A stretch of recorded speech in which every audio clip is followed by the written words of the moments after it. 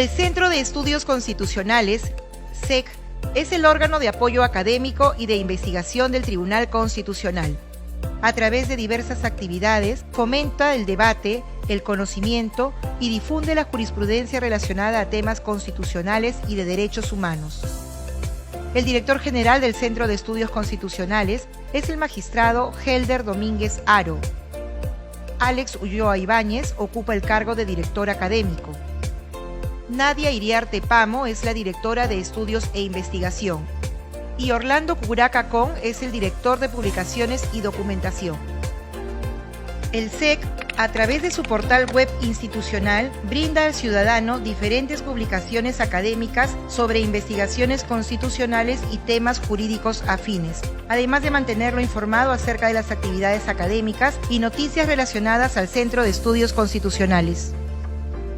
También investiga el derecho comparado y otras realidades, así como la doctrina en materia constitucional y derechos humanos, a fin de contribuir en la toma de decisiones que adopte el Tribunal Constitucional en el marco de sus competencias. Asimismo, gestiona un centro de documentación y una biblioteca especializada en materia constitucional, procesal constitucional, de derechos humanos, filosofía del derecho y demás disciplinas vinculadas, que pronto abrirán sus puertas al público en general. Le damos la bienvenida y lo invitamos a conocer más acerca de la labor que realiza el Centro de Estudios Constitucionales del Tribunal Constitucional.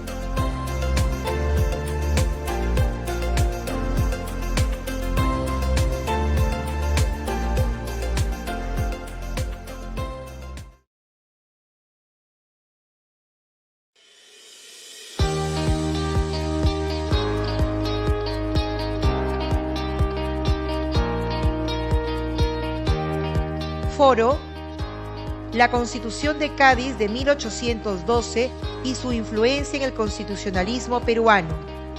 Participan José Palomino Manchego, profesor principal y director de la Escuela Profesional de Ciencia Política de la Universidad Nacional Mayor de San Marcos.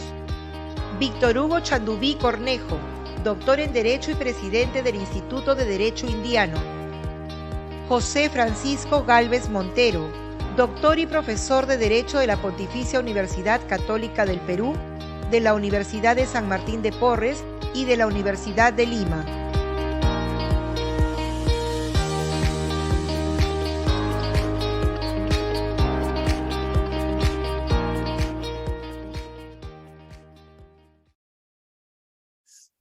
A nombre del magistrado Helder Domínguez Haro y director general del Centro de Estudios Constitucionales del Tribunal Constitucional del Perú, les damos la más cordial bienvenida a todo nuestro público y a los expositores que el día de hoy nos acompañan en una nueva jornada en este foro denominado La Constitución de Cádiz de 1812 y su influencia en el constitucionalismo peruano. El día de hoy vamos a tener dos rondas, dos espacios, donde estos tres grandes maestros van a disertar sobre el tema planteado. En esta primera ronda iniciará el doctor José Palomino Manchego, continuará el doctor Chandubí Cornejo y concluirá el doctor Gálvez Montero, cada uno por espacio de 10 minutos, y de manera similar, pero de manera alternada, en nuestra segunda ronda. En este momento va a ser su participación el ya conocido por toda la academia, el doctor José Félix Palomino Manchego. Él es abogado por la Universidad Nacional Mayor de San Marcos, magíster y doctor en Derecho por la misma Casa de Estudios, profesor principal de Derecho Constitucional General, Derecho Constitucional del Perú, Derecho Procesal Constitucional, Filosofía del Derecho y Ciencia Política en la Universidad Nacional Mayor de San Marcos y enseña tanto en pre y posgrado. Asimismo, es profesor de Derecho en diferentes universidades como la Pontificia Universidad Católica del Perú, Universidad de Lima, Universidad Inca Garcilaso de la Vega, Universidad Femenina del Sagrado Corazón, Universidad Privada de Nuevo Rego, Universidad Complutense de Madrid, entre otras. Asimismo, es secretario ejecutivo del Instituto Iberoamericano de Derecho Constitucional, sección peruana, miembro fundador de la Asociación Peruana de Derecho Constitucional, miembro fundador del Instituto Iberoamericano de Derecho Procesal Constitucional, sección peruana, miembro fundador del Instituto Iberoamericano de Derecho Parlamentario, miembro asociado de la Academia Internacional de Derecho Comparado, distinguido con la medalla de la Constitución por la Asamblea Legislativa del Estado de Sao Paulo. Ha sido condecorado con la Orden Vicente Morales y Duárez en máximo grado, otorgado por el Bicentenario e Ilustre Colegio de Abogados de Lima. Asimismo, es director de la Escuela Académico Profesional de Ciencia Política en la Universidad Nacional Mayor de San Marcos. Entre sus obras destacan Los orígenes de los tribunales constitucionales en Iberoamérica, Derecho procesal constitucional, Jurisdicción militar y Constitución en Iberoamérica, libro homenaje a Domingo García Belaúnde, la Constitución de Cádiz de 1812, el preámbulo constitucional dialogado, Autonomía universitaria y Constitución en Iberoamérica, entre tantas obras de corte jurídico. De verdad, él tiene un currículum mucho más extenso y esperamos haberle hecho justicia con estas breves menciones, estimadísimo doctor Palomino, y a quien le damos la más cordial bienvenida. Muy buenas noches. En primer término, quiero agradecer la fina deferencia que ha tenido el Centro de Estudios Constitucionales que dirige mi buen amigo el profesor Heller Domínguez Aro. Un saludo muy especial también a los magistrados del colegiado constitucional y desde luego al profesor Alex Ulloa Ibáñez, que ha tenido la fina diferencia de llevar adelante esta presentación. En realidad, lo que nosotros nos proponemos desarrollar es básicamente en estos 10 minutos algunas líneas a modo de recuerdo con el propósito de establecer una suerte de resumen y respetar naturalmente las reglas de juego. No es la primera vez que nosotros estamos aquí con los cibernautas de ambas veras del Atlántico. En esta ocasión, el Tribunal Constitucional ha hecho bien llevar adelante con sentir patriótico y sentimiento constitucional esta velada académica para traer a colación a la Constitución del 12 y el influjo que ha tenido en el constitucionalismo peruano. Y agradezco a los organizadores porque me han permitido volver a mis viejas lecturas, porque he estado un poco rastreando el tema, que es uno de mis temas favoritos. Creo que debe ser para todo constitucionalista aquí presente. La historia del pasado hay que conocerla para hacer ajuste de cuentas en el presente.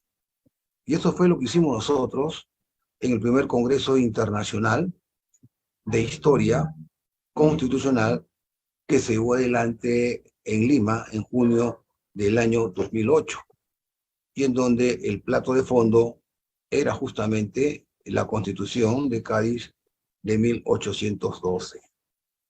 Luego, recuerdo también, como si fuera el día de ayer, ha pasado 11 años,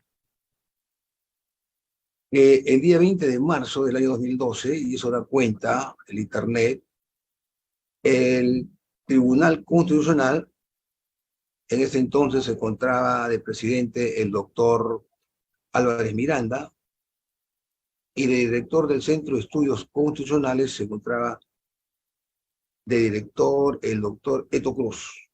También hicieron un encuentro académico sobre el alcance y el contenido de lo que es la Constitución de Cádiz de 1812. Y eso los colegas cibernautas lo pueden ver aquí. Está justamente en la página web del Tribunal Constitucional. Nosotros en su día también nos hemos preocupado por el tema y estamos preparando una segunda edición en los tomos, sin perjuicio de que ya hay otro libro, salió a la estampa en Cuba, que en el Perú va a ser la primera edición peruana acerca de la Constitución del 12. Eso para que vean ustedes el valor y la importancia que reviste la Constitución de Cádiz. El pasado es el reflejo del futuro. Y para nosotros poder entender los primeros toques de clarín de nuestro constitucionalismo, tenemos que recurrir a la PEPA, así se le llama, coloquialmente hablando, a la Constitución de Cádiz, que vio la luz pública el 19 de marzo de 1812, el día de San José. Por eso que se le conoce con el nombre de la PEPA. Hay varios segmentos, hay varios tópicos que se pueden traer a colación en lo que es justamente Cádiz. Así como sucedió en el periodo de Weimar, que empieza el 19 de agosto de 1919, el 11 de agosto de 1919, y acaba el año 33. Weimar era todo: cultura, música, arquitectura, política, obvio, el derecho. Y ese es el periodo weimariano, lo que el maestro salmantino Lucas Verdú llamó una suerte de microcosmo de la cultura jurídica. Y aquí también podemos abordar diversos aspectos en lo tocante a lo que es la Constitución de Cádiz, en las artes, en las letras, en la milicia, la famosa Constitución militar, que era el fiel reflejo de las ordenanzas carolinas, o sea, de Carlos III.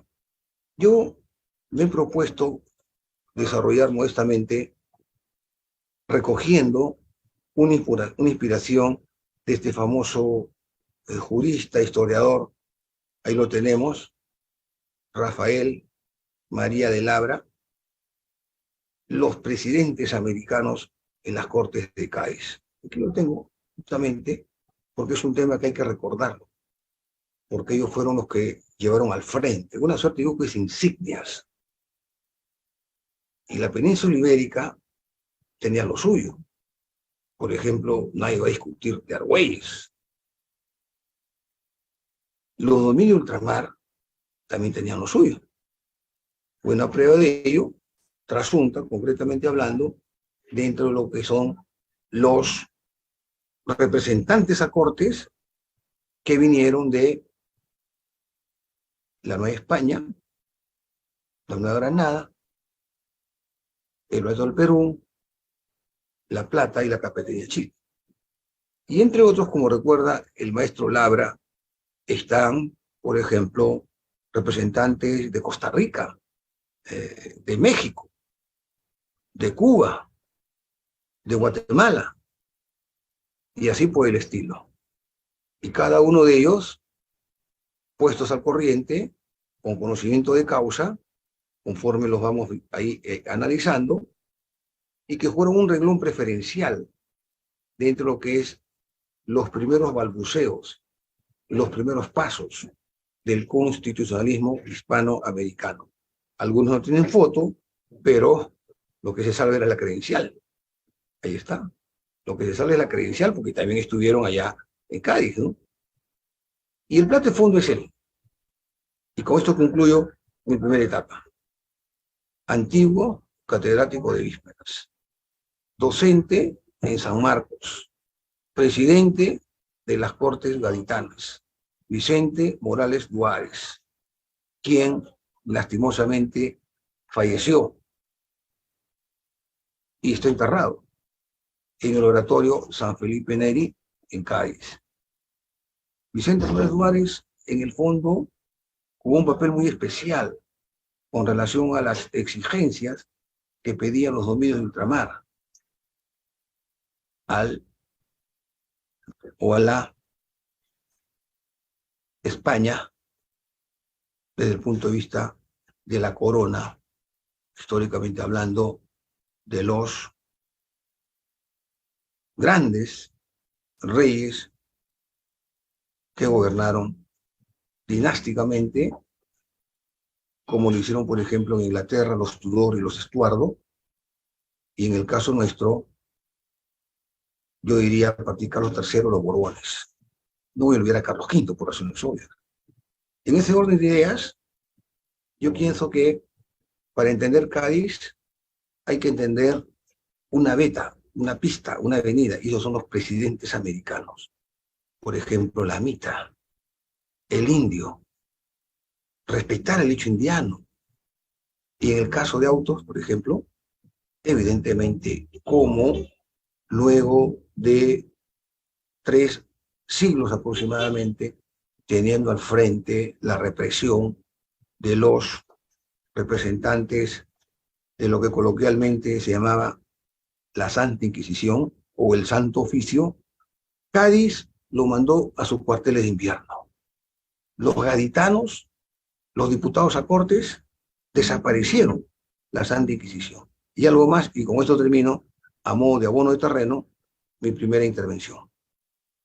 La libertad de imprenta, que da un giro copernicano a lo que hoy en día conocemos con el nombre de libertades informativas.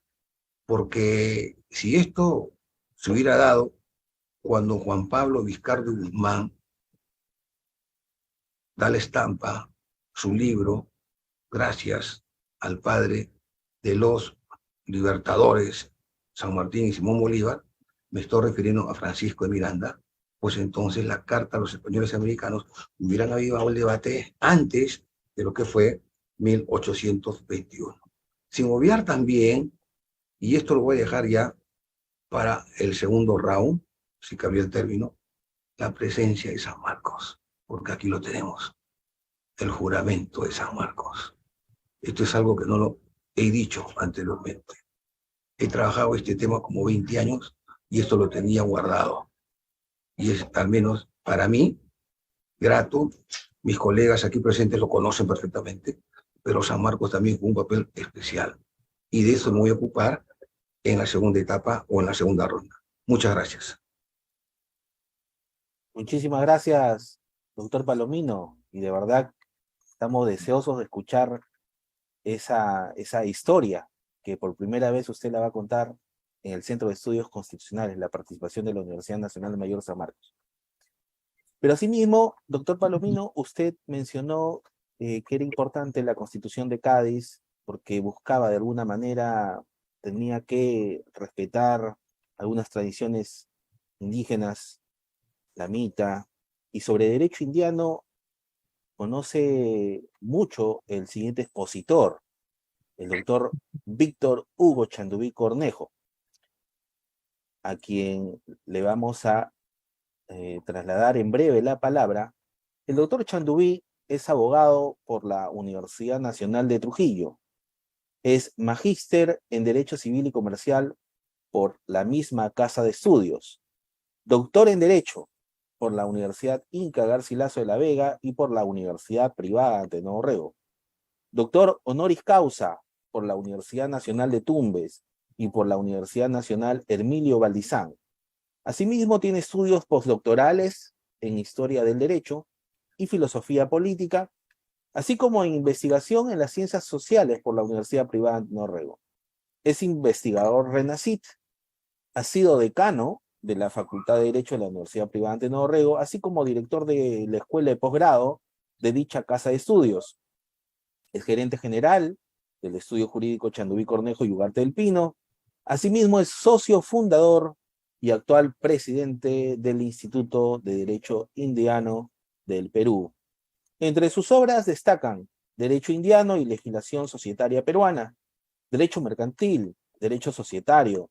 Es coautor de las Cortes de Cádiz y Constitucionalismo Peruano, así como coautor de los 7 ensayos de interpretación del Perú en su bicentenario, entre otras obras de carácter académico. Entonces, espero haber, aunque de manera resumida, haber explicado la experiencia de este maestro trujillano, a quien le damos la más cordial bienvenida.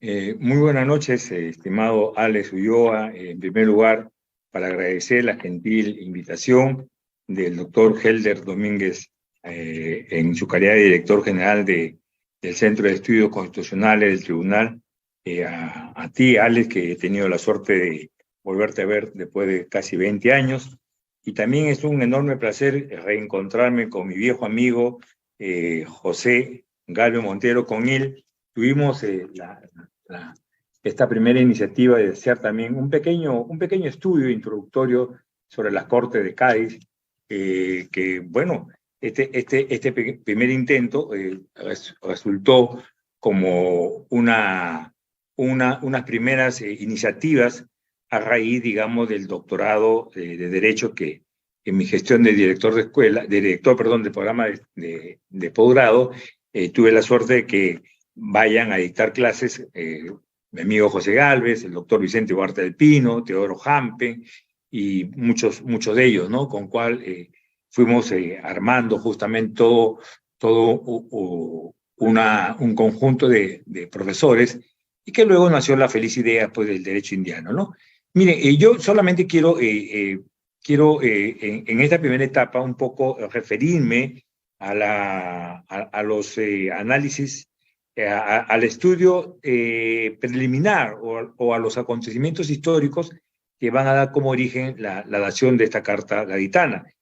Porque un estudio sobre la historia del constitucionalismo peruano no puede llevarse a cabo prescindiendo del estudio de la primera constitución que rigió en América en el año 1812, ¿no? Por tal motivo, se pretende brevemente analizar el proceso monárquico español en América hasta la aparición de las ideas liberales y los procesos revolucionarios de América y Francia, hasta la experiencia liberal constitucional que concluirá con las Cortes de Cádiz y su constitución de 1812, que, como ya se ha dicho, inauguró la monarquía constitucional, proyecto que después buscaría ser reeditada en forma fallida en el Perú en 1821. Inauguró la división de poderes entre el legislativo y el ejecutivo, limitando cualquier prerrogativa absolutista, consagrando el principio de ciudadanía a partir de los de los 25 años, que igualaba tanto a españoles como americanos en sus derechos políticos. España en el siglo XVIII es importante porque cambia la dinastía reinante, pero se mantuvo el sistema antiguo, el sistema del antiguo régimen, ¿no? La identificación del trono y el altar.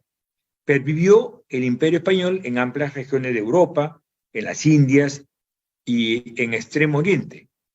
Por eso se considera que el siglo XVIII pertenece a la historia de la España moderna, aunque marca una etapa distinta al de los Austrias. El 3 de octubre de 1700, Carlos II designó en su testamento como sucesor a don Felipe V de Borbón, duque de Anjou, como Felipe V de España, quien murió el 9 de julio de 1746 y lo sucede Luis I, quien a su muerte lo sucede Fernando VI, quien murió el 10 de agosto de 1759 y lo sucede Carlos VI de Nápoles, quien se convirtió en Carlos III de España. Dentro de su reinado, el acontecimiento más importante fue la decidida intervención de España en la guerra contra Inglaterra para la independencia de los Estados Unidos. España en esos tiempos limitaba con los Estados Unidos a lo largo de la frontera de Mississippi, poblada y evangelizaba California, impidía el imperio de Rusia adueñarse desde Alaska de la costa occidental de Norteamérica. Este dato es importante porque a la muerte de Carlos III le va a suceder su hijo Carlos IV, a quien le abate la Revolución Francesa. Según el maestro Juan Vicente Huarte del Pino, el gobierno de Carlos IV simbolizó la crisis de los Borbones en el Reino de España. El despotismo ilustrado había incubado un influyente sector de intelectuales afines al liberalismo que demandaban reformas por la vía constitucional. Al hacerse más aguda la crisis por la disputa entre el rey Carlos IV y el príncipe Fernando, se facilitó el proyecto expansivo de Napoleón Bonaparte, quien se ofrece como mediador en esta disputa de sucesión, escondiendo su propósito imperial de ocupar Portugal y España, con el objeto de completar el bloqueo continental contra su verdadero rival Inglaterra. Un hecho histórico importante en este proceso lo constituye también la batalla de Trafalgar. Efectivamente, el 21 de octubre de 1805 tuvo lugar la batalla de Trafalgar frente a la ciudad de Cádiz, enfrentó a la escuadra inglesa, mandaba por el almirante Horacio Nelson, y a la flota combinada hispano-francesa dirigida por el almirante galo Charles Villeneuve. La derrota de la flota hispano-francesa en esta batalla, que costó numerosas bajas, se considera el fin de la hegemonía naval que España había ejercido durante más de 3 siglos. Y acá es un dicho de un historiador español muy importante que dice: en aguas de Trafalgar, España perdió, sin saberlo, su reino de América. No sé si se agotaron los 10 minutos, lo dejo para para el segundo bloque para ver cómo es que Napoleón va a entrar en escena y que la guerra civil, como se le conoce en España, luego va a dar origen a las llamadas cortes, que estas van a promulgar la famosa Corte de Cádiz y las características y la importancia de la Corte de Cádiz como, digamos, semilla de la liberación de los futuros Estados-nación. Muchísimas gracias, doctor Chandubí. Excelente participación. Espero que no me he cedido los 10 minutos, ¿no? 10 minutos. Doctor, estamos dentro del tiempo. Ambos expositores, con la experiencia que tienen, manejan muy bien los tiempos a través de la virtualidad. Es momento de hacer la presentación del profesor Gálvez Montero. Quizás él, atendiendo a lo ya explicado por ambos expositores, podría identificar, y lo dejo como alguna inquietud. Si bien es cierto, somos profesionales, pero seguimos siendo estudiantes, porque siempre hay algo a aprender a diario. Entonces, de repente, podría comentarnos por qué es considerada la primera constitución española, a diferencia del Estatuto de Bayona. Se lo dejo ahí, estimado profesor Gálvez Montero, pero quisiera presentarlo a la comunidad que el día de hoy nos honra con su presencia. El profesor José Francisco Gálvez Montero es licenciado en Historia por la Pontificia Universidad Católica del Perú, abogado por la misma Casa de Estudio, doctor en Historia por la Universidad Complutense de Madrid, tiene estudios postdoctorales en Historia del Derecho y Filosofía Política por la Universidad Privada Antenor Orrego.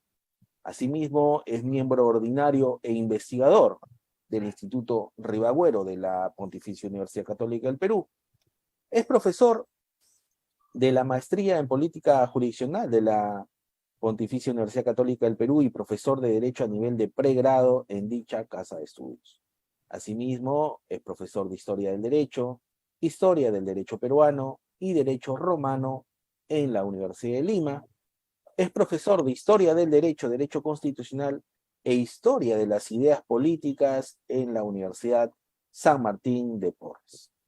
Ha sido director general del Centro de Altos Estudios de Justicia Militar, miembro de la Asociación Peruana de Derecho Constitucional, del Instituto de Derecho Indiano, del Instituto Panamericano de Geografía e Historia, del Curatorium de Doctores del Perú y de la Sociedad Bolivariana del Perú.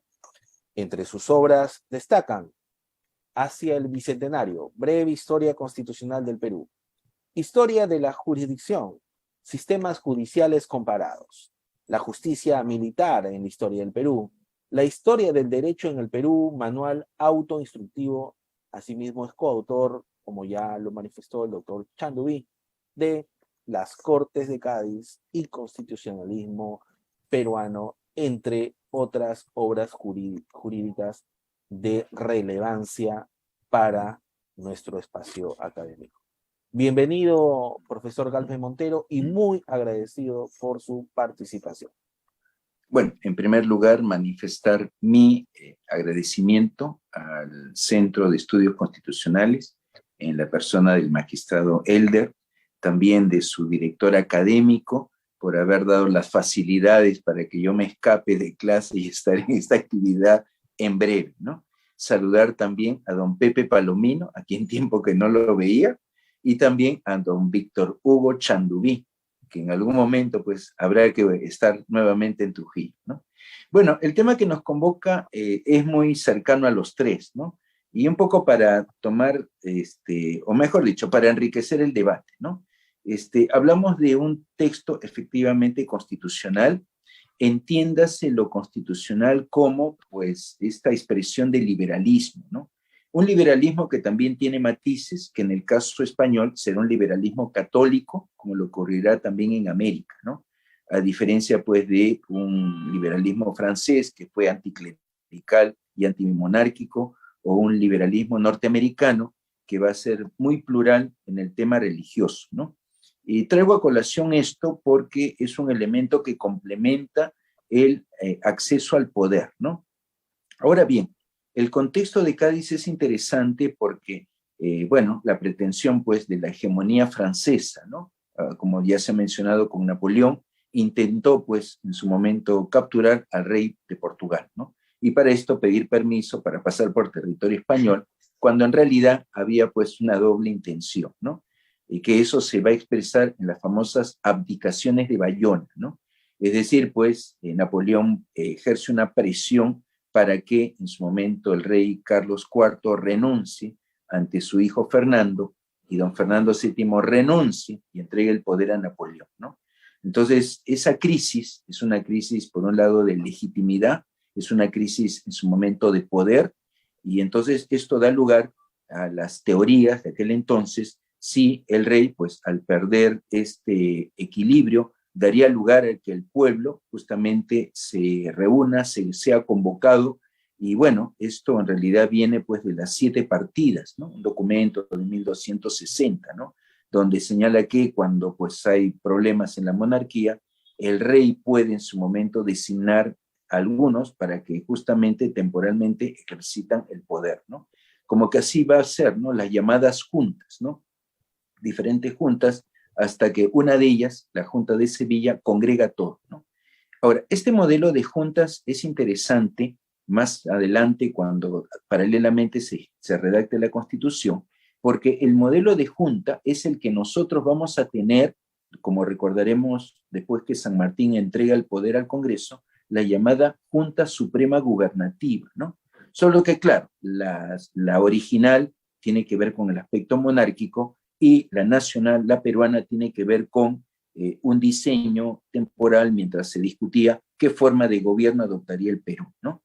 Otro punto también que quiero traer a colación, los limeños, los peruanos. Como ya se ha mencionado, pues tenemos los primeros diputados suplentes, ¿no? Que según lo que recoge la historia fueron 5.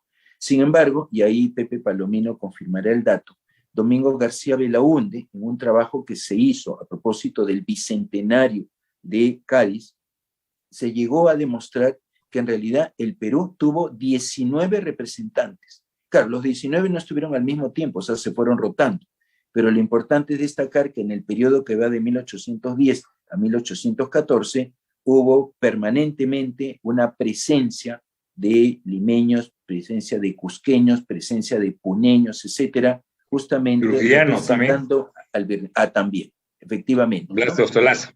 Así es, Blas de Ostolaza. Entonces,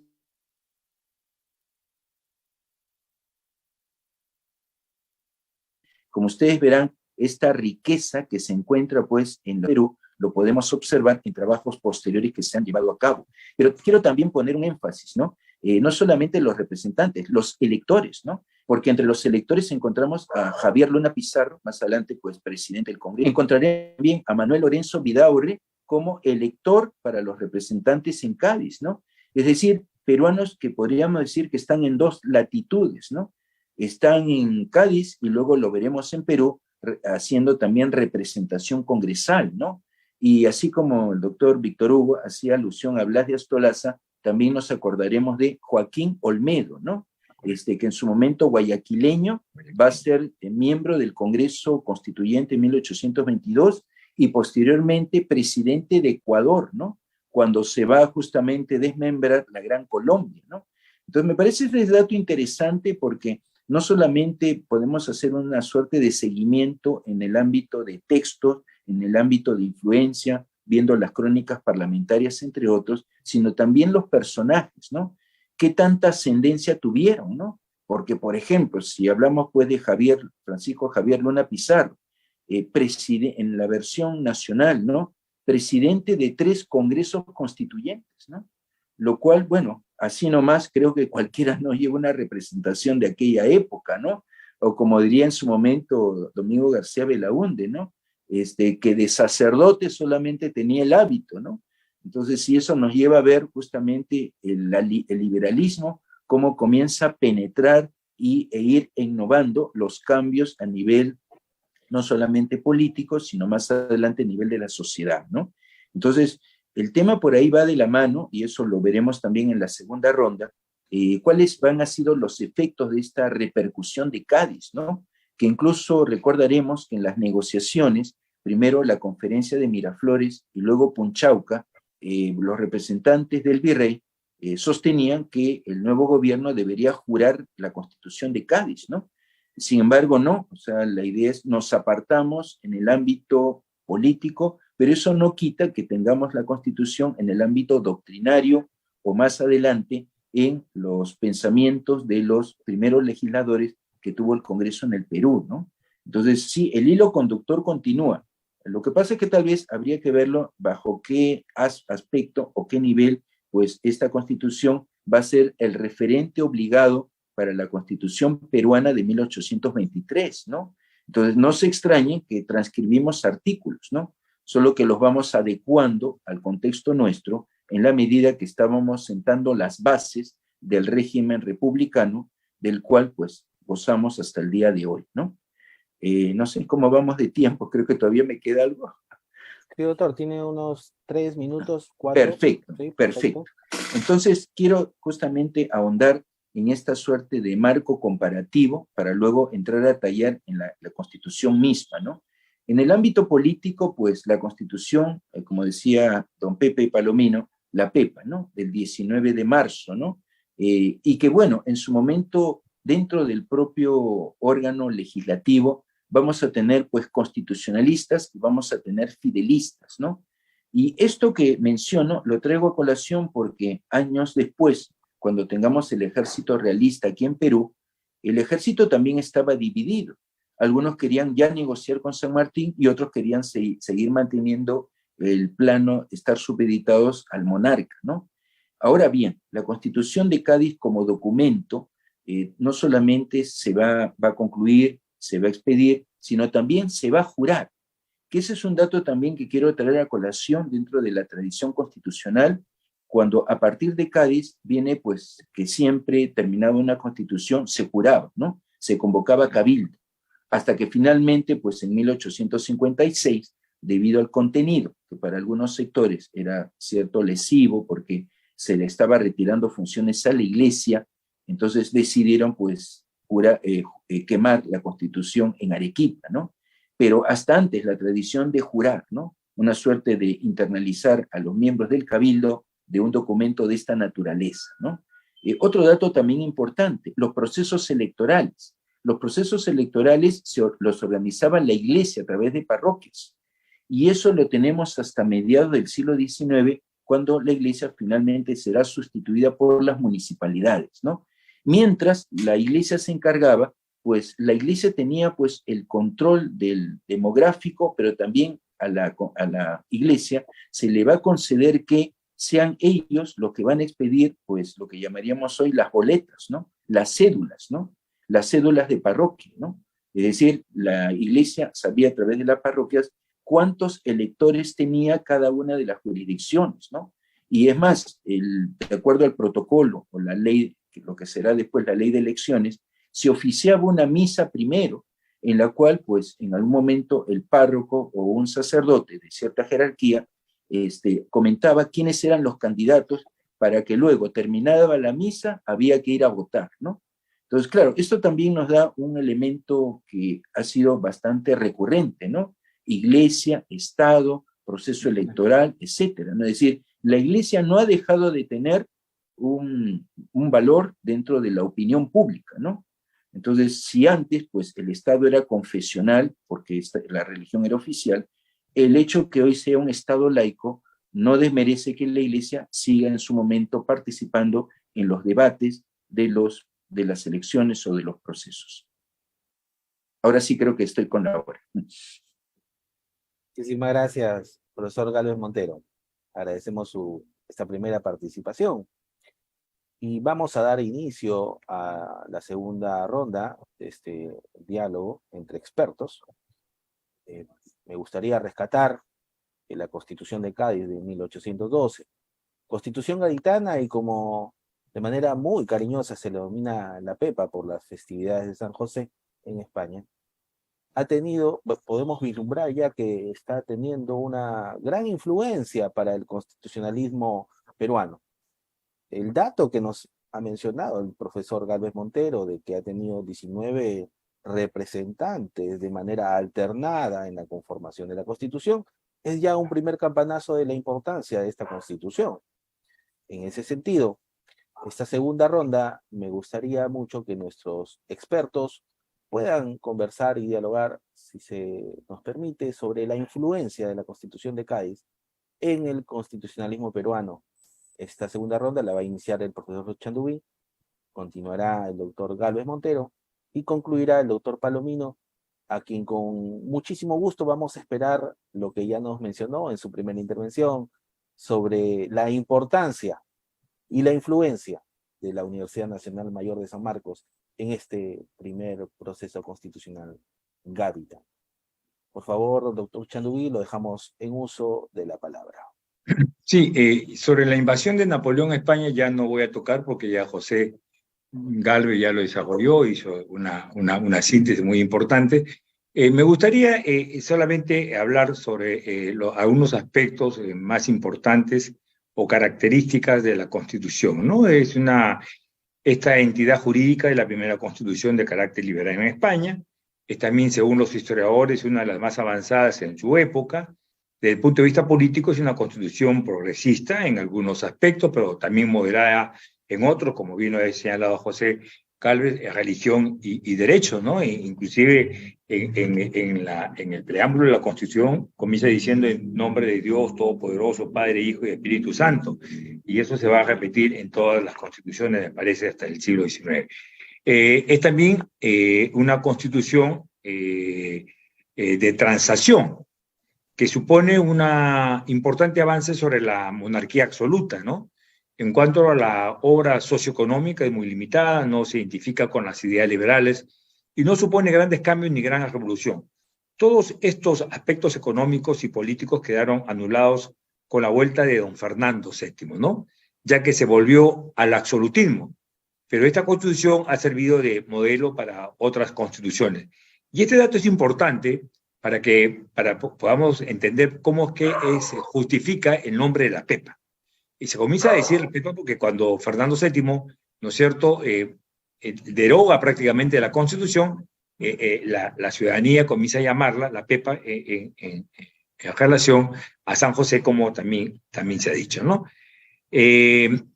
La Constitución de Cádiz también podemos decir que, bueno, es una Constitución muy extensa, ¿no? Porque tiene 384 artículos, es la carta magna más larga que ha habido en España. Eso fue un problema porque en la Constitución se tratan temas que se deberían haber tratado en leyes ordinarias, ¿no? Es una Constitución muy rígida, fue muy difícil reformarla, pues necesitaban años de vigencia y cortes extraordinarias para reformarla. Lo que sí es muy importante es que consagró el principio de igualdad entre americanos y peninsulares. Proclamó la libertad de pensamiento y la libre expresión, proclamó la soberanía del pueblo en sustitución de la soberanía atributo del rey. La Constitución se elaboró sin la participación del rey, pero no contra el rey, por cuya libertad combatía la nación y en cuyo nombre se proclamó la Constitución.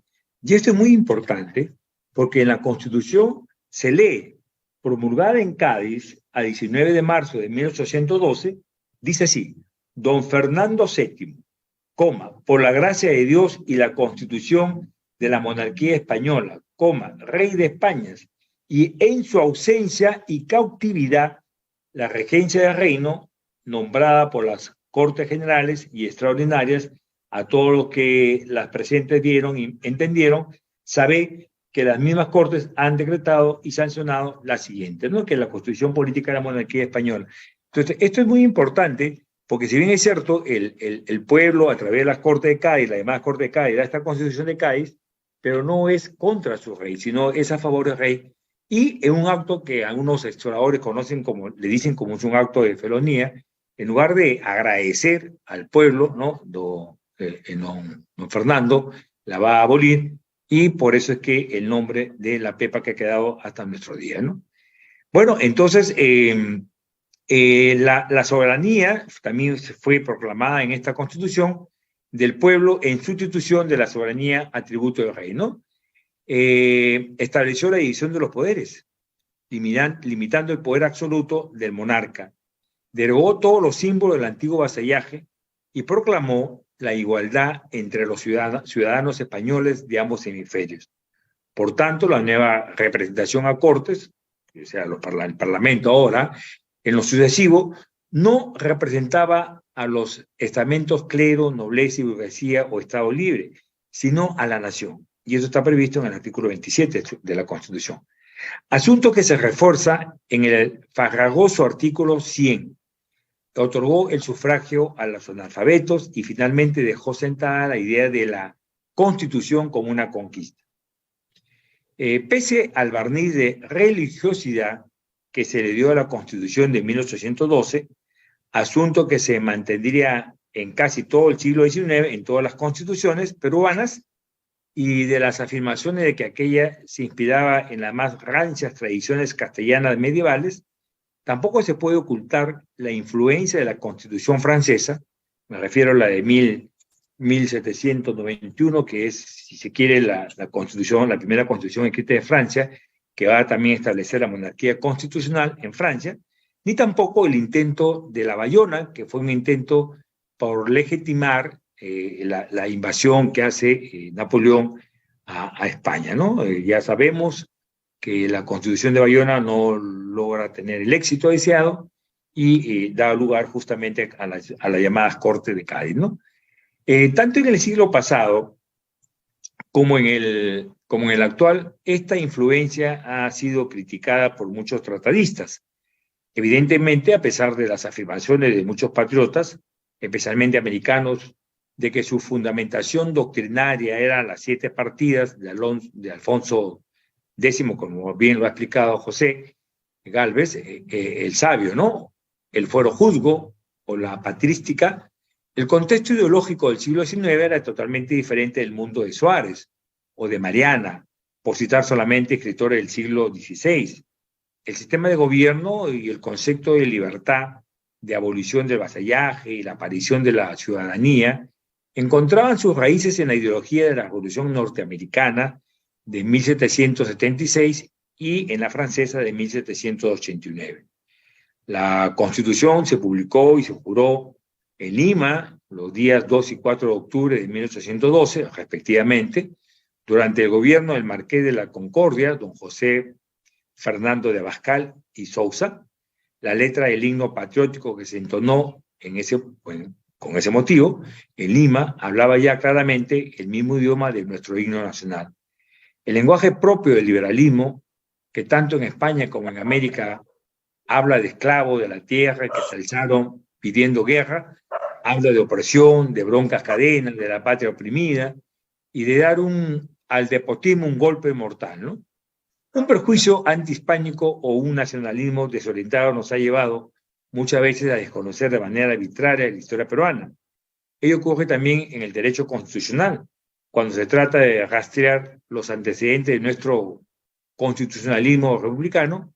A veces se obvia la Constitución de Cádiz, ¿no? Pero hay que tener en cuenta que, si bien es cierto, esta Constitución se juró, como ya se ha dicho, y tuvo muy poca vigencia, pero es una Constitución que nos rigió por breve término, si bien es cierto, cuando estábamos todavía bajo el influjo de España, pero rigió en América, y la Constitución de Cádiz, para todo, forma parte también del derecho indiano, en la cual la primera Constitución de 1823 va a respetar toda su normativa en tanto y en cuanto no se opongan a la Constitución de 1823, ¿no? Algunos artículos de la Constitución de Cádiz, por ejemplo, el tercero, parecen escritos consultando el libro de Batel a la vista. En el trayecto de la mutación conceptual no solo se mantiene el significante, sino también su difuso referente metafórico. Pero como el juego musical de un tema con variaciones, estas son tan atrevidas que transforman el sentido del sonido. En el tradicionalismo del contractualismo, la ley fundamental es lo contrario que la del historicismo, pues en la segunda el término en plural estaba referido a leyes o costumbres antiguas, inderogables y por ende permanentes, mientras que en la tradición del pacticismo se habla de la ley fundamental, ¿no? En singular, y la tendencia, cuya Desembocadura está contemplándose y termina por convertir la noción filosófica abstracta y un naturalista en constitución positiva, sea esta entendida como la ley singular y compleja o como un conjunto de leyes constitucionales o constitutivas y en cuanto tales fundamentales. Solamente para terminar, me queda un minuto creo, entre los principios más importantes destacan los siguientes, ¿no? Soberanía nacional, como se ha dicho, la Constitución asume la soberanía nacional, es decir, el poder está en el pueblo que lo cede a la corona, rígida división de poderes, está claramente delimitada el poder legislativo, ejecutivo y judicial, una nueva representación de cortes, no son las cortes feudales del antiguo régimen, son cortes modernas donde los diputados representan a todos los ciudadanos sin distinción de órdenes jurídicas, clases, son operados por el pueblo. La cuestión religiosa, la Constitución declara que la religión del Estado será la católica, no existe libertad religiosa. Y por último, en cuanto a los derechos, no hay un título dedicado exclusivamente a los derechos fundamentales, como el derecho a la vida. En cuanto a los derechos, la Constitución de Cádiz era muy conservadora. Bueno, no respetando escrupulosamente el tiempo, yo creo que podemos seguir conversando luego en las otras intervenciones. Muchas gracias. Por supuesto, don Víctor Hugo, seguimos conversando. Es que el tema es tan apasionante y bueno, y lo que nos va a decir don Pepe Palomino, él va a tener la oportunidad de cerrar con broche de oro y va a exhibir una joya de la corona del derecho. Ya. Después de esto nos vamos al estribo. No. ¿Te acuerdas? ¿Te acuerdas? Por supuesto, don Víctor Hugo. Muchísimas gracias, doctor Chandubí, por la conclusión, sus comentarios finales, que han sido gratamente recibidos. Continuamos entonces en esta segunda ronda con la participación destacada del profesor José Francisco Gálvez Montero, con sus apreciaciones finales. Haciendo una ampliación de lo que nos decía Víctor Hugo, ¿no? Claro, el tema es frente a un vacío de poder, ¿no? Frente a lo que sería pues una anarquía, ¿no? ¿Con qué fundamentos se trata de reconstruir justamente un proceso transitorio mientras el deseado, como se le decía a Fernando VII, estaba cautivo, ¿no? ¿Qué legitimidad tenían las juntas, ¿no? Que es interesante en esa parte porque las juntas en España, que son justamente en forma esporádica, en América no había necesidad de las juntas, ¿no? Sin embargo, se pensó que también aquí había crisis, pero justamente el virrey Abascal terminó combatiendo las juntas porque lo veía pues peligroso, ¿no? En el sentido de que, bueno, aquí no hubo vacío de poder, los funcionarios seguían en su momento ejerciendo las labores por las cuales habían sido nombrados, ¿no? Un primer punto. Un segundo punto, como también ya se había dicho, el estatuto o la constitución de Bayona, ¿no? Que es un documento preliminar a la de Cádiz, es un documento donde pues Napoleón justamente y sus consejeros diseñan de qué manera debería pues organizarse el manejo de poder, ¿no? Y donde pues es el monarca el que de acuerdo a su arbitrio va a nombrar, ¿no? A los que serían pues en su momento los legisladores, ¿no? Y es un tema también a considerar porque el Estatuto de Bayona es lo que antiguamente se llamaría pues una carta otorgada, ¿no? Entonces el poder tenía en función del monarca. Lo que ocurre es que la vigencia de este documento estuvo en función de que se lograra la calma, cosa que nunca pasó, en el territorio hispano, ¿no? Y por eso es que este texto de Bayona pues va a correr una suerte diferente a la ocurrida con la Constitución de Cádiz, ¿no? Ahora bien, la Constitución de Cádiz entran a tallar diferentes posturas, un Gaspar de Jovellanos que pensaba pues en el modelo británico, un Agustín de Argüelles, ¿no? Que no dice, no, más bien el sistema francés, ¿no?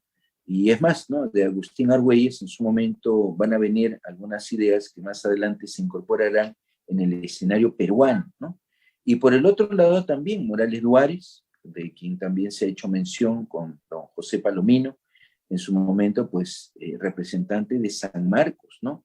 Claro, San Marcos tiene en realidad en la vida política un rol trascendente, no solamente por Cádiz, también nos acordaremos los famosos elogios, ¿no?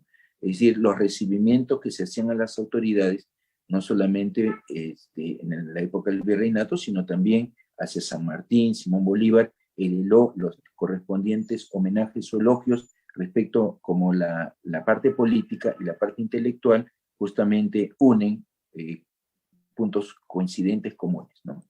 Ahora bien, como también ya se dijo, las Cortes de Cádiz establecen justamente un criterio de equiparidad, ¿no? Y que esto venía de antes, ¿no? Los españoles europeos y los españoles americanos, ¿no? Solo que aquí la idea de ser español ya no es como en la tradición anterior, los hijos de españoles nacidos en América. No, se concede el término español a todo hombre libre, ¿no? Recordemos que también en aquella época y hasta décadas posteriores existirá esclavitud. Ya para los esclavos no está considerado esto, solamente para hombres libres. Pero un dato que también estaba ya presente en el escenario americano, la condición de vecino, que es el antecedente para luego ser ciudadano, porque justamente en Cádiz, uno de los requisitos para poder tener pues esta capacidad jurídica, ¿no?, del sufragio, se necesita ser vecino no menos de 10 años, ¿no? Lo cual es un elemento también a considerar, sobre todo que las personas que van a participar en política no son advenedizas, no son que sencillamente eran de tránsito, no, son personas que conocen los problemas y por ende eso le da justamente motivo para incursionar en los cargos, ¿no? De hecho, las elecciones antes de Cádiz ya se producían, pero en las diferentes corporaciones sociales, ¿no? A partir de Cádiz son elecciones generales, ¿no? Elecciones, como también ya se ha dicho, se rompe pues el esquema estamental, ¿no? Se eligen distintamente, pues, si serán comerciantes, si serán abogados, si en su momento participarán religiosos. Entonces, es lo que uno puede advertir de este cambio, ¿no? Como toda carta, como toda constitución, tiene también sus pros y contras, ¿no? Tal vez por aquí podríamos incidir en qué medida, a diferencia pues del modelo que ya se mencionó, la Constitución francesa de 1791, que se dio pues a los inicios de la Revolución, la Constitución de Cádiz no tiene una relación así taxativa de derechos, ¿no? Entonces, esto hace que, bueno, se está pensando todavía bajo el pensamiento tradicional de los hispanos, ¿no?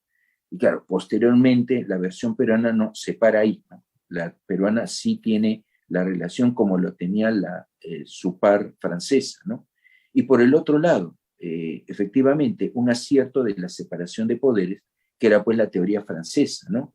Solo que también habría que señalar una separación de poderes que, bueno, muchos decían, bueno, el rey está cautivo, el rey ha dicho que gobiernen en su nombre, pero no ha dicho que comiencen a establecer limitaciones para el ejercicio del poder, ¿no?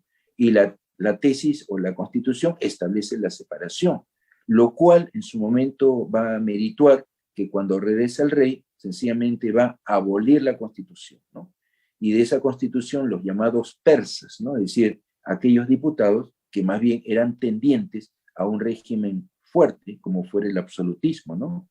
Y luego, pues, ocurrirá más adelante, a propósito de los eventos que se suscitan en América, la necesidad de enviar una expedición, ¿no?, a cargo del general Antonio del Riego, que se dará media vuelta y dará un golpe de estado al rey y le obligará a jurar la Constitución, emprendiendo un periodo conocido como el Trienio Liberal, ¿no?, donde tendremos entre ese gabinete a un señor José María de Pando, ¿no?, ministro de Fernando VII, y posteriormente lo veremos también, años después, ministro de Simón Bolívar, ¿no? Entonces, si no es acaso nuevamente este tema de peruanos que están en dos latitudes, ¿no?, y cómo en su momento participan de los diferentes regímenes, ¿no?, que es un dato que considero y pongo pues a la mesa, al debate, ¿no?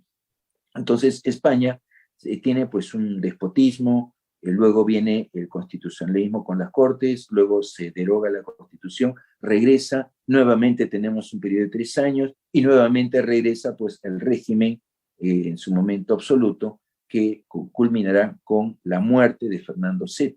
Entonces, Esto nos invita un poco también a pensar en diferentes cambios que se dan en el mismo país y eso cómo impacta, por ejemplo, en América y en el Perú.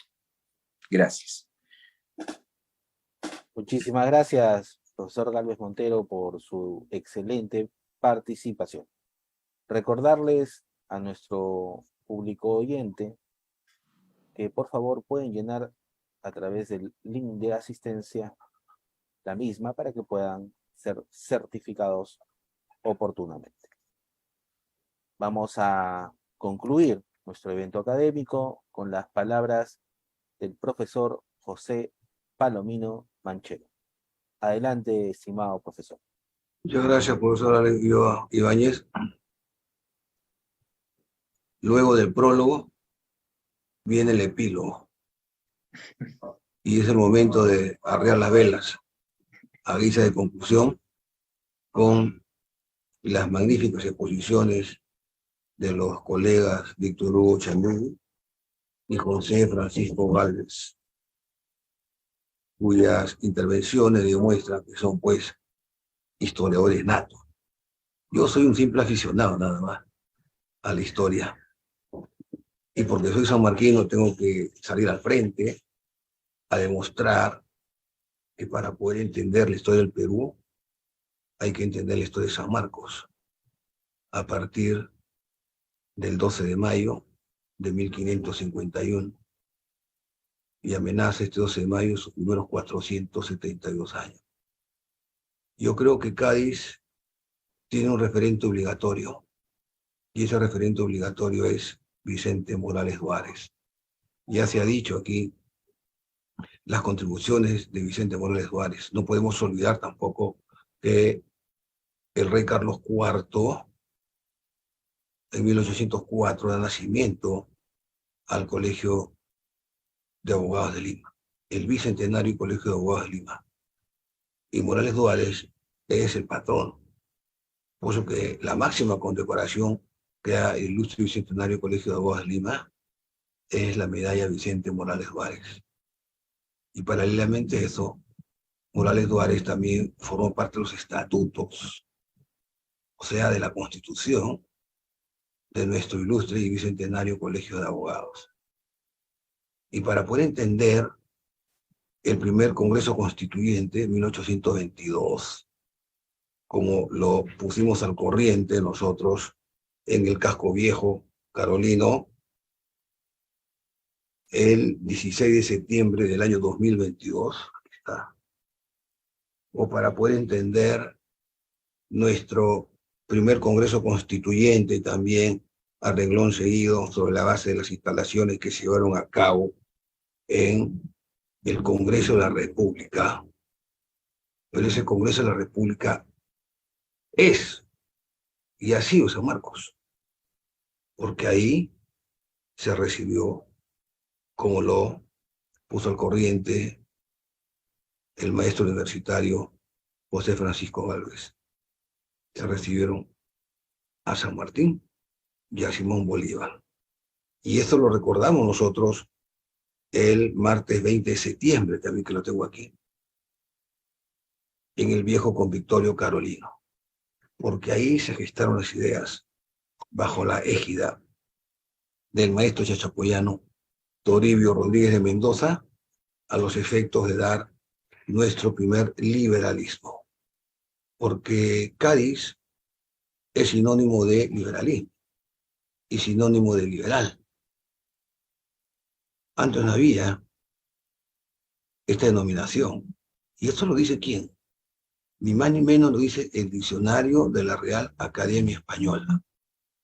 Y al fluir el compás de estas ideas liberales que venían naturalmente del justnaturalismo racionalista, si es el derecho internacional, ya se mencionó aquí a Batel, obvio, tenemos que mencionar también a la Escuela de Salamanca, a Francisco de Vitoria, porque esas fueron las ideas y por supuesto las obras que se leía en San Marcos entre el siglo XVII y el siglo XVIII, porque San Marcos tuvo un pelaje básicamente religioso. Para empezar, los dominicos, los agustinos, por supuesto también los jesuitas, grandes educadores. Y ahí hay una persona, o un personaje, mejor dicho, que no puedo dejar de mencionar, porque también se formó en el viejo claustro carolino, y después, andando el tiempo, se fue a España. Y ahí es justamente donde, antes de irse a España, se quedó en la Nueva España. Y todo esto conllevó a otra revolución.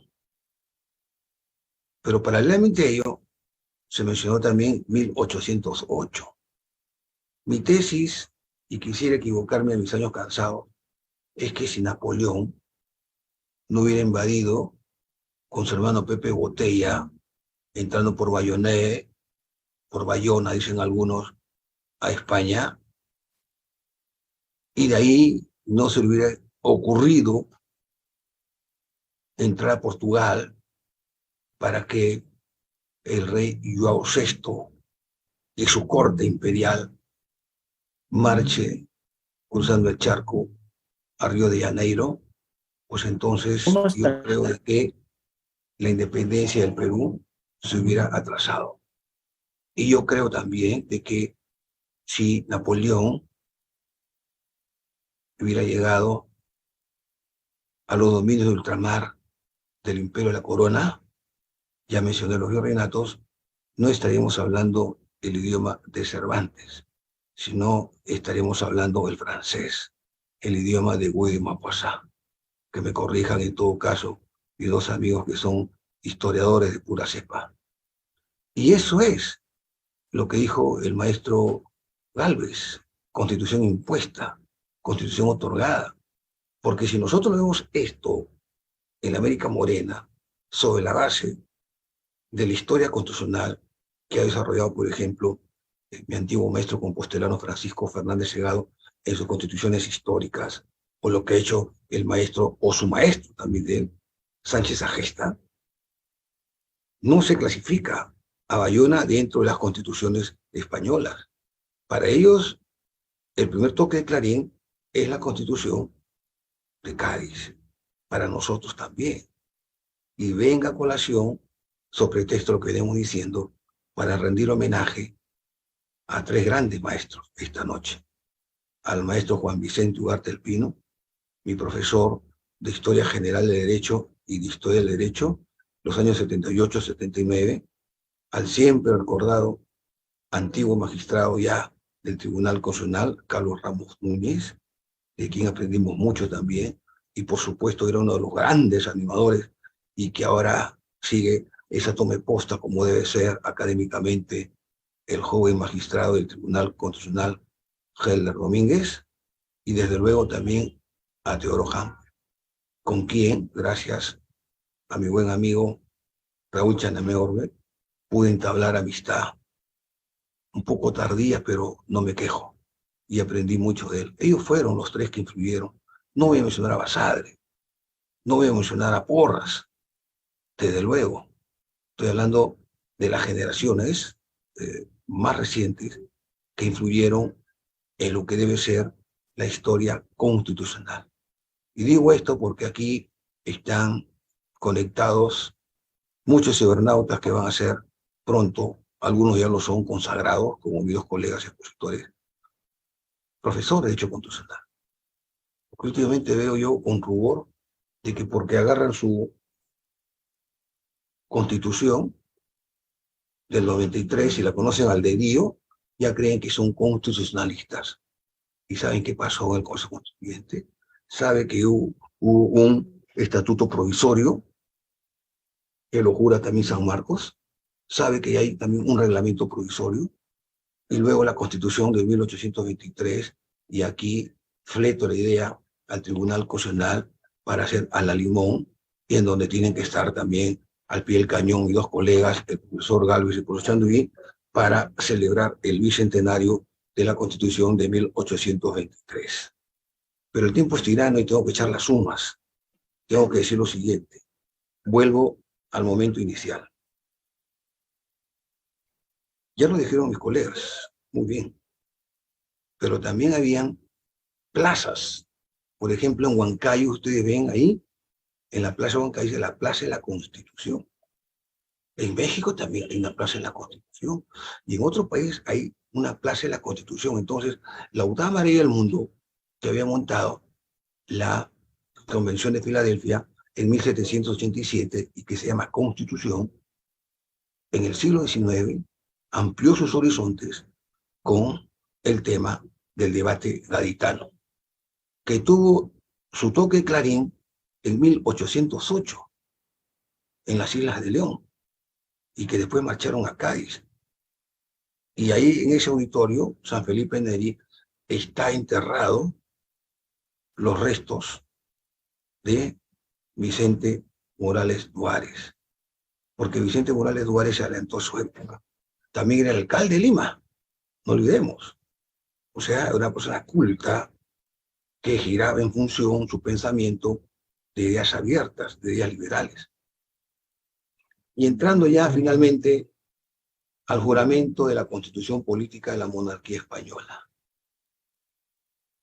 El 15 de julio de 1821, no se olviden que el Cabildo de Lima prácticamente reconoce y jura una suerte de acta de independencia. Luego viene el 28 San Martín, el 30 de julio lo hacen los profesores de San Marcos. Pero un año antes, en septiembre de 1920, y ahí viene el trienio liberal, que va a caballo hasta 1823, lo dijo el profesor Gálvez. San Marcos también, gracias a dos grandes maestros, cuya rúbrica los tengo aquí. Uno médico, protomédico, ahí está, Hipólito Unanue. Y el otro, el presidente del Congreso Constituyente, Francisco Javier, aquí está, Francisco Javier de Luna Pizarro, quien le toma la posta al maestro prácticamente del 80% de los constituyentes de 1822, ya lo mencioné, Toribio Rodríguez Mendoza, estampan su firma. Ya eran hombres de prestigio, que habían trabajado, especialmente Hipólito Unanue, había trabajado para la corona española. Pero como la patria es el lugar sagrado donde reposan los restos de nuestros pasados, y lo acabamos de visitar, Hipólito Unanue, en el Panteón de los Próceres, hoy en hora de la mañana, en el sótano, me he acordado para traer a colación también su memoria. Él era médico, no tenía que ver nada con los juristas, ni con los teólogos, ni con los filósofos, pero era un hombre de cultura. Y eso es lo que montó San Marcos. Y eso sigue dándose hasta el día de hoy. Y por supuesto también, sin ser capitis diminutio, a las otras universidades. Pero en definitiva, no se puede entender Cádiz sin Vicente Morales Duárez, sin Blas Olaza, sin Dionisio Inca Yupanqui.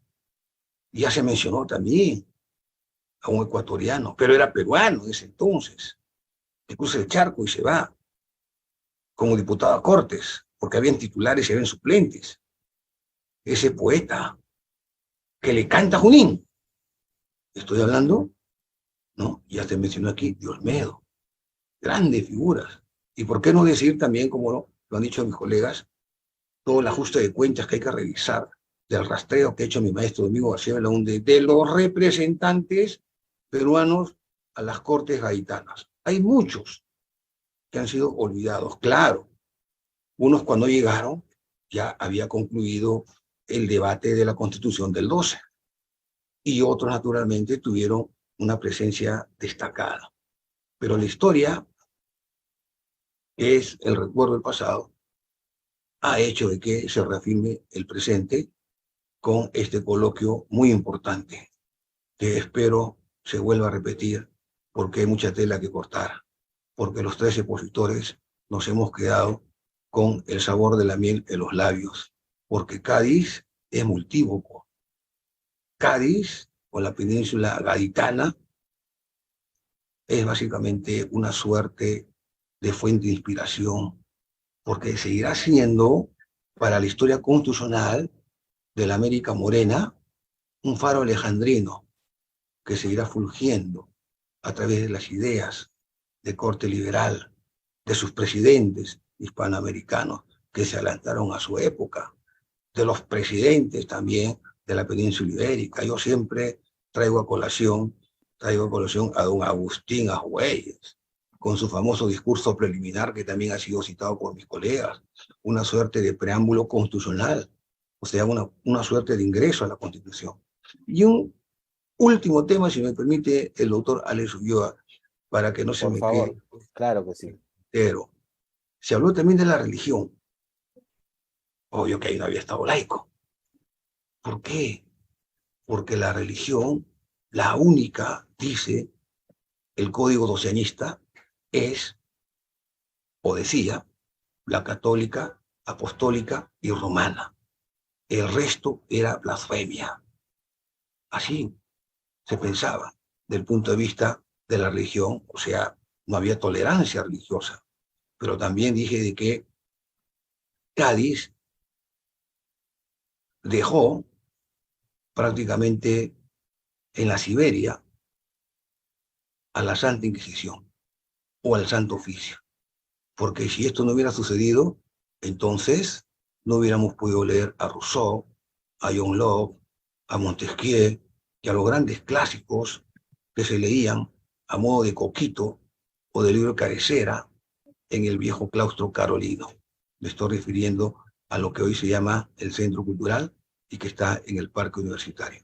Muchísimas gracias. Muchas gracias a usted, estimado doctor José Palomino Manchego. Con su participación estamos concluyendo el día de hoy este evento académico.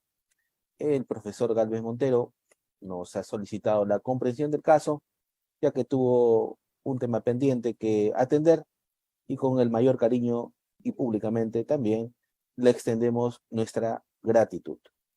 La Constitución de Cádiz de 1812 y su influencia en el constitucionalismo peruano, este foro ha concluido, pero lo que recojo son las ideas de nuestros tres expositores y ha dado mucho que pensar, tanto así que quizás, si es que las circunstancias lo permiten, podríamos estar realizando un próximo evento que podríamos denominarlo, dado las valiosas intervenciones, como la influencia peruana en Cádiz de 1812, porque siempre se habla de la influencia de Cádiz en las Américas, pero ¿por qué no podríamos dar una vuelta de página y conversar sobre la influencia peruana y americana en la estructura y la arquitectura constitucional de la Constitución de Cádiz de 1812? Ojalá se pueda dar ese evento. A nombre del magistrado Elder Domínguez Haro, director general del Centro de Estudios Constitucionales del Tribunal Constitucional del Perú, agradecemos infinitamente a nuestros tres expositores, doctor José Palomino Manchego, doctor Víctor Hugo Chandubi Cornejo y doctor Gálvez Montero, y nuevamente nos quedamos muy impresionados con sus ponencias y los invitaremos oportunamente a otra disertación. A nuestro público usuario, de igual manera, muchísimas gracias por habernos acompañado en este evento académico. Me despido y será hasta una nueva oportunidad. Un cordial saludo y un abrazo a la distancia. Hasta luego.